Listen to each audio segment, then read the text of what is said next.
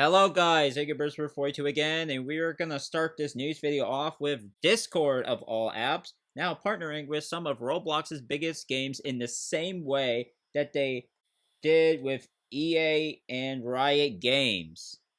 You get games like Steel Brain Rot, Brookhaven, and Grow Garden, all being examples of games that are partnering up with the app. With, they'll have easier game invites, Discord account linking, and extra community moderation as some of the integrations that are going to be included. So that's brand new marketing for already some of the biggest games. And Brookhaven is definitely still one of the biggest games throughout the years. Grogar and Steel Brain Rot, not as much, but they're still getting publicly named on Discord, so good for them for free marketing and all that other stuff. And I'm not sure if it's that great of an update. It's not terrible, don't get me wrong. However, this is Discord we're talking about, which has its own set of problems. And Roblox is partnering up with the app that, philosophically speaking, is causing all the problems.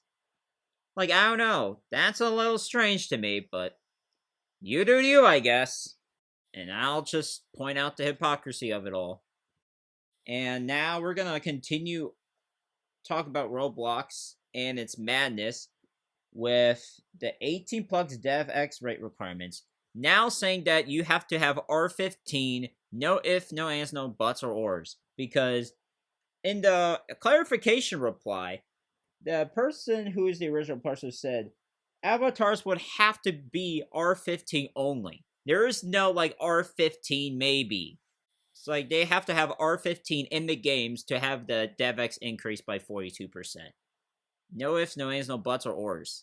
Which is quite insane because of the fact that I pointed out that this is step one of removing R6, making it less popular, and giving them incentives to turn away from the classic things like R6 and heck even classic faces, and then one day they could just theoretically remove it because, oh, not many people were using it. Yeah, I wonder why, Roblox. You did it. Do not be surprised if Roblox removes R6 in some capacity by the end of this year. At least in its current form. And honestly, because they'll try to say, oh, we're not going to remove R6 and all this other stuff, which is honestly quite funny because they said the same thing with Classic Faces. And despite an active member of Roblox's staff at the time said the Classic Faces are going to stay and be preserved, they removed them anyway. They're just trying to remove everything classic from their website once again. It started with the faces, and now it's going to be R6 next. And who knows about classic clothing, too, while we're at it. It's a part of their hyper-realistic agenda that people are still somehow not seeing, but it's up to them, quite frankly. And we're now going to move on to something quite interesting with Roblox testing an update out for having age checks for clothing items or just accessories in general, because there was this black t-shirt made by Roblox that, it'll show up that you have to get your age checked to essentially buy it, which is quite insane because age checks for anything outside of chat is already just outside of the original purpose of having these so-called age checks in the first place. It's like, what are we even checking at this point? How loyal you are to the cause of, I don't know, giving all your biometric information to a company that doesn't even give a crap about you? Like, I don't know. And now if you try to check it, it may not be there because they already reverted back to being free without age checks. But the fact that they even did it in the first place is quite remarkable. And it's really crazy to think about, really. And now, while we're on the age verified madness, we're going to talk about the ad that popped up on TikTok before we move on. Like, this person, MyWater Brock, has said there's Roblox ads on TikTok that advertise age verified chat like it's a perk.